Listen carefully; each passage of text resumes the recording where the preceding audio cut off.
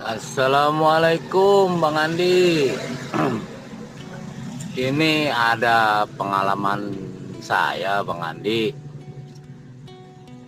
Jadi gini Bang Andi, dalam masalah keluarga dan anak lah gitu, yang sering kita hadapi dalam keseharian gitu Bang Andi. Jadi dulu sebelum saya berden, itu saya kalau kalau marahin anak atau anak ada masalah atau anak buat kesalahan, itu ringan sekali tangan saya itu sapu lah, peletok lah, jewer lah, dijambak lah gitu Bang Andi. Itu saya akui Bang Andi, gampang sekali kadang-kadang kata-kata yang nggak pantas terucap itu terlontar.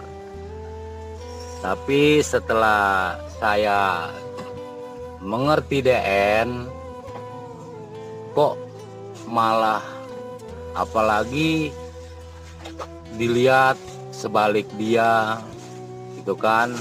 Terus ada bahasanya, di mana kau hadapkan wajahmu, disitulah wajah Allah.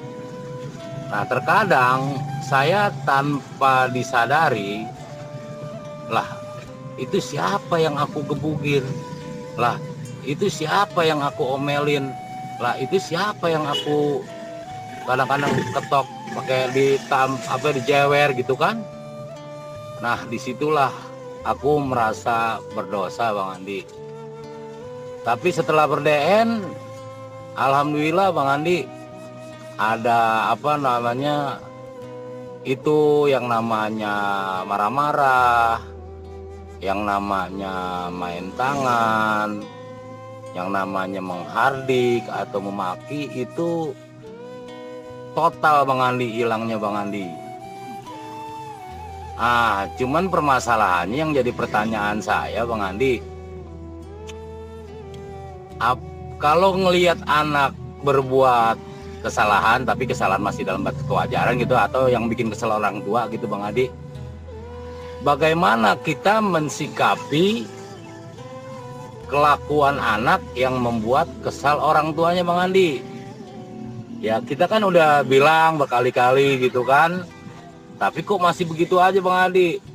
Terkadang saya ingin jewer, ingin nampar atau ingin pukul, itu saya nggak bisa Bang Andi. Tapi kalau dibiarkan, lah kok kayak ngeledek orang tua gitu Bang Andi.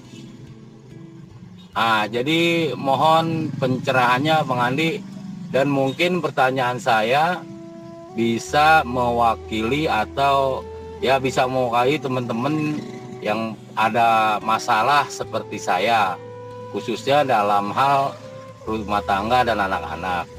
Terima kasih Bang Andi. Assalamualaikum warahmatullahi wabarakatuh. Nyonyoy.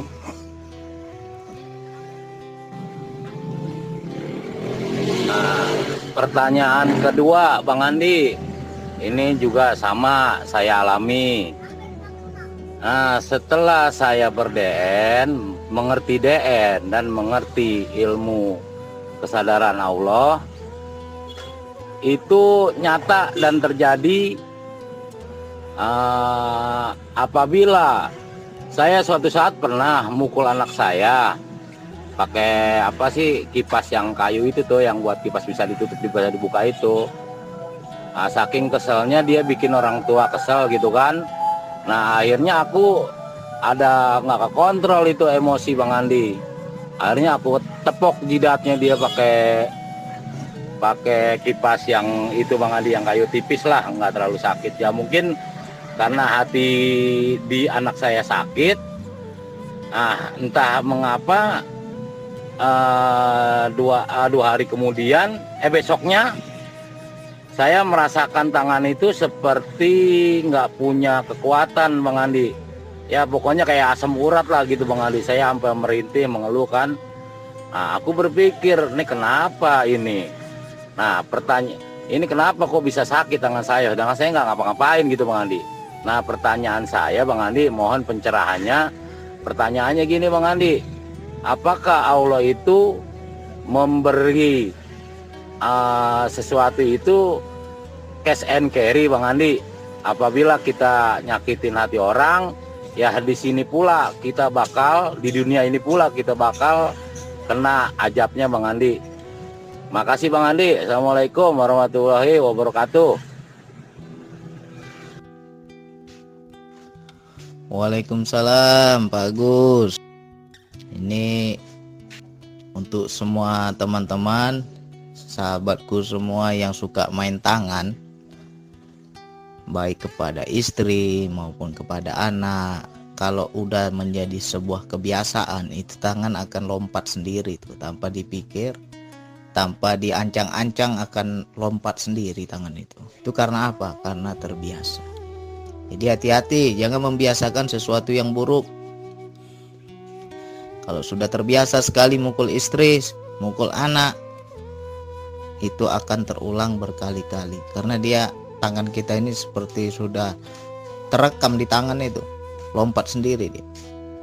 Jadi kalau kita punya kebiasaan seperti itu dan sulit untuk menghindarinya, coba sebelum memukul anak, pukul dulu diri sendiri.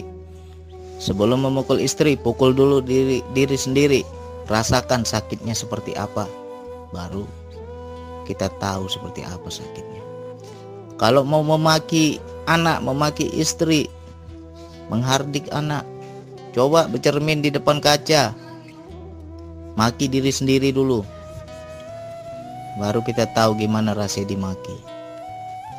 Jadi itu semua adalah kebiasaan yang buruk. Sesuatu yang buruk akan terlalu sering kita ulang-ulang, maka akan menjadi sebuah kebiasaan yang buruk. Oleh karena itu nggak boleh dibiasakan. Makanya saya itu pernah dinasihati oleh ayah saya, kalau kamu menikah nanti jangan sekali-kali kamu mukul istri. Kalau sekali aja kamu sudah mukul, pasti selamanya kamu akan suka mukul. Oleh karena itu sentil aja saya nggak pernah.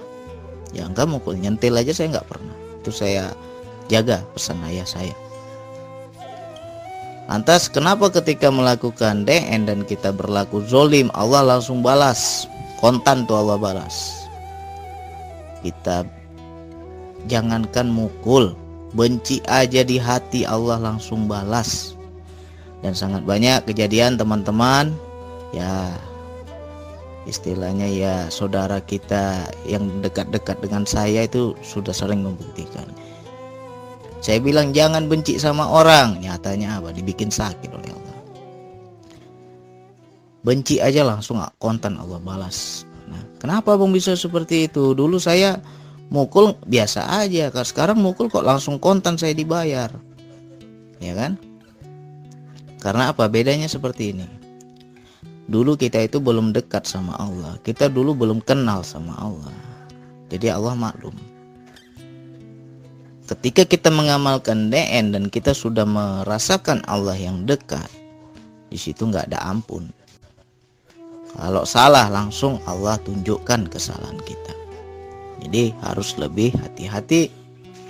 Berbeda orang yang paham dan orang nggak paham. Contohnya apa ilustrasinya? Ilustrasinya anak kecil lah.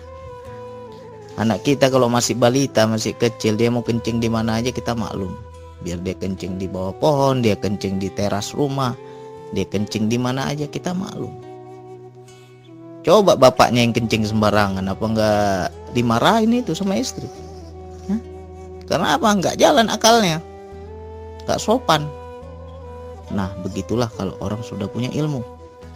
Begitu juga kita di hadapan Allah, kita sudah dikasih ilmu, sudah kenal sama Allah, mau macam-macam, kontan Allah bayar. Kayaknya jangan main-main. Kalau nggak percaya omongan saya, buktikan. Udah banyak teman-teman yang membuktikan. Cobalah buat kesalahan, langsung kontan Allah, balas langsung itu. Nggak tunggu di akhirat, langsung di dunia ini kontan langsung. Jadi di situ ada baiknya, ada buruknya. Buruknya apa? Buruknya ya fatal. Kalau kita sampai membuat kesalahan yang fatal, ya langsung celaka kita. Baiknya apa? Baiknya kita akan lebih hati-hati. Salah sedikit ditegur, akhirnya apa? Kita lebih hati-hati, nggak akan mengulangi sesuatu yang sama. Ya contoh, kita benci sama orang, gondok kita sama orang, kesel, padahal baru di hati, belum ngomong, belum kita damprat orangnya, tapi langsung Allah kasih sakit. Ada sahabat kita yang dia marah sama saudaranya sampai dia maki-maki, langsung kontan mencret, dikuras habis perutnya. Berapa puluh kali buang air ke toilet itu, sampai dikuras habis itu isi perut. Jadi untuk teman-teman semua yang sudah mengamalkan DN ini DN bukan amalan main-main. Kalau mau dibuat main-main ya silakan, tanggung sendiri akibatnya. Ini agak metode yang betul-betul mendekatkan diri pada Allah. Ketika kita sudah dekat sama Allah masih kurang ajar, ajablah dibuat kita. Nah, jadi jangan coba. Kalau kita melihat anak istri nggak bisa ditegur, coba didoakan. Kebanyakan kita sebagai orang tua, sebagai ayah, sebagai suami, kita merasa aku nih pemimpin, aku lebih tahu, aku lebih harus diikuti. Dan ketika mereka tak mengikuti kita di situ egonya main, marah kita, ngamuk kita. Nah, jadi untuk teman-teman, bagaimana caranya bang? Capek saya nasihati bang, tapi nggak berubah.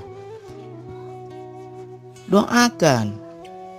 Ya Allah, aku udah capek nasihatin, nggak bisa juga. Hanya Engkau yang bisa merubah ya Allah.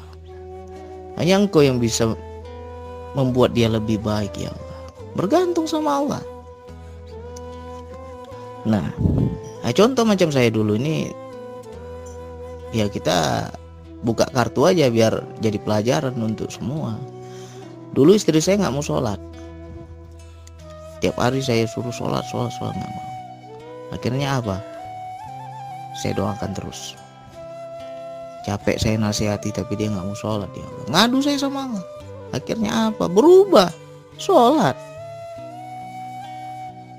Siapa yang rubah? Allah. Makanya kita sebagai manusia jangan merasa bisa, jangan merasa mampu, seolah-olah bisa merubah orang. Udah dinasihatin, kita nasihat kita nggak didengar, marah. Ya, emangnya kita siapa? Hanya Allah yang bisa merubah orang. Oleh karena itu doakan. Ya, kalau kita sayang sama anak, sayang sama istri, coba tegur dengan kasih sayang. Nah, anak saya kalau nggak mau nurut, saya tegur dengan kasih sayang. Contoh kecil ya, contoh kecil begini. Ketika dia lagi nonton kartun kesenangannya, langsung saya bilang, ayah haus nih, tolong ambilin air lah, Zaki ambilin ayah air. Nggak mau, malas, Zaki lagi nonton, nggak mau bergerak dia. Kalau kita pakai ego, orang tua pasti marah, anak nggak nurut. Akhirnya apa? Saya memelas sama anak. Tolonglah ayah, ayah haus nih nggak kasihan lah dia sama ayahnya udah haus, nggak mau diambilin air. Akhirnya apa? Nurut dia, ayah haus ya. Jaki ambil air ya. Nih minum ayah. Bergerak dia. Karena apa? Kita meminta, bukan menyuruh.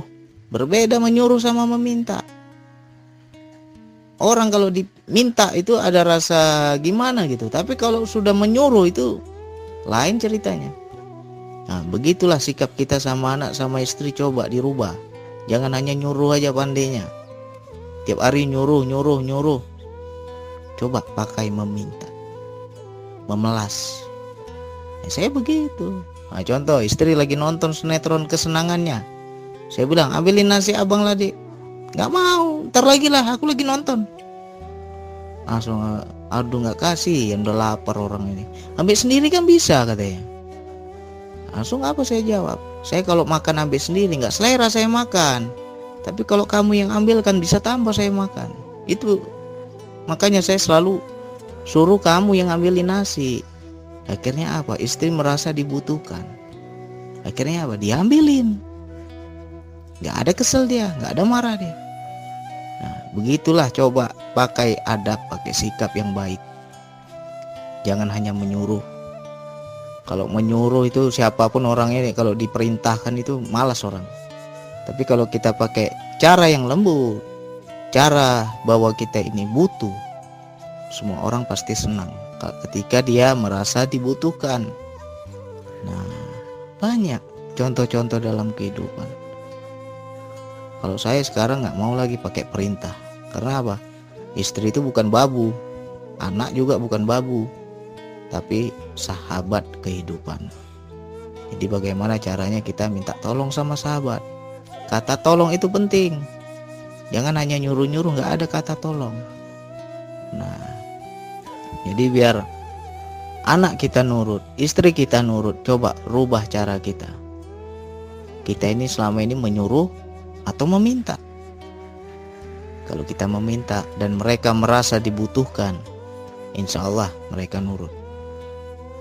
Coba terapkan itu dalam kehidupan kita. Yang kedua, ketika mereka melawan, baca bahwa itu Allah. Ya Allah, Engkau yang mengujiku melalui istriku. Ya Allah, Engkau yang mengujiku melalui anakku. Akhirnya apa? Kita bersabar. Kita nggak lihat lagi makhluk, nggak lihat lagi anak, nggak lihat lagi istri, yang kita lihat Allah. Inilah cara Allah menguji saya. Inilah cara Allah mengajarkan kesabaran. Baca, akhirnya apa? Kita sabar. Jadi untuk teman-teman semua, coba itu diterapkan dalam kehidupan. Cara itu paling penting. Mungkin selama ini kita nggak tahu caranya, nggak ada ilmunya, ya kan? Yang kita tahu hanya menyuruh, memerintah. Nah, tapi nggak ada kita meminta, tuh nggak ada. Kalau kita minta itu dia merasa dibutuhkan, senang mereka, ya kan? Kasihan mereka sama kita, sayang mereka sama kita. Jadi itu yang sudah saya terapkan dalam kehidupan saya. Coba teman-teman buktikan. Sekian dari saya. Wassalamualaikum warahmatullahi wabarakatuh.